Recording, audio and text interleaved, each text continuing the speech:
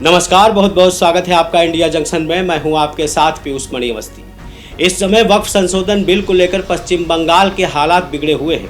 ऐसे में मिथुन चक्रवर्ती ने राष्ट्रपति शासन लगाने की मांग को लेकर एक बड़ा बयान दिया है।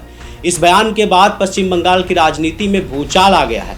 आखिरकार ममता बनर्जी को लेकर मिथुन चक्रवर्ती की क्या है दो टूक। इंडिया जंक्शन की रिपोर्ट में देखिए मिथुन का चैलेंज। वक्फ संशोधन अधिनियम पास होने के बाद पूरे देश में इस समय लगातार प्रदर्शनों की खबरें आ रही हैं। ऐसे में पश्चिम बंगाल सुर्खियों में लगातार बना हुआ है। पश्चिम बंगाल के मुख्यमंत्री ममता बनर्जी ने मुख्यमंत्री योगी आदित्यनाथ को इस मामले में चुनौती भी दी थी और योगी को ढोंगी करार दिया था। पलटवार करते हुए मुख्यमंत्री योगी आदित्यनाथ ने भी दंगाइयों को लेकर बड़ी टिप्पणी की थी और लातों के भूत बातों से नहीं मानते, ऐसा बयान सुर्खियों में बना रहा। ऐसे में वक्फ संशोधन बिल को लेकर भाजपा नेता और फिल्म स्टार मिथुन चक्रवर्ती ने ममता बनर्जी को कौन सा चैलेंज किया है।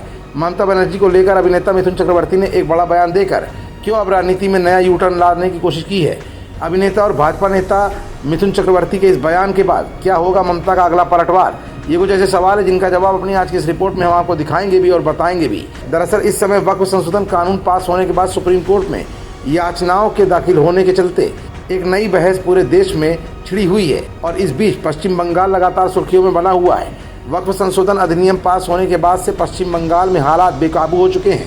मुर्शिदाबाद समेत कई जिलों में हिंसा की दिल दहला देने वाली तस्वीरें सामने आ रही हैं। इसी कड़ी में बॉलीवुड अभिनेता मिथुन चक्रवर्ती ने पश्चिम बंगाल में राष्ट्रपति शासन लगाने की मांग की है। मीडिया से बातचीत के दौरान मिथुन चक्रवर्ती ने गृह मंत्री अमित शाह से गुजारिश की कि पश्चिम बंगाल में 2 महीने के लिए सेना तैनात कर दी जाए। इसके बिना राज्य में कभी भी निष्पक्ष चुनाव नहीं हो सकेंगे। मिथुन चक्रवर्ती ने कहा कि पश्चिम बंगाल में चुनाव की तारीखों का ऐलान होने के बाद से लेकर रिजल्ट आने के 1 महीने बाद तक बंगाल में सेना तैनात रहनी चाहिए। सेना की मौजूदगी में ही यहाँ फ्री और फेयर इलेक्शन मुमकिन है। वहीं अगर नतीजे बीजेपी के पक्ष में आते हैं तो सड़कों पर और भी ज़्यादा कत्लेआम होगा, जिस पर काबू पाने के लिए सेना की मौजूदगी आवश्यक है। इस समय संसद में वक्फ अधिनियम पास होने के बाद 8 अप्रैल से पश्चिम बंगाल लगातार बिगड़ते हालात का सामना कर रहा है। 8 से 12 अप्रैल के बीच शमशेरगंज, सूती, धुलियान और जंगीपुर में पथराव और आगजनी की अनगिनत घटनाएं सामने आई हैं, जिसमें 3 लोगों की जान भी चली गई थी।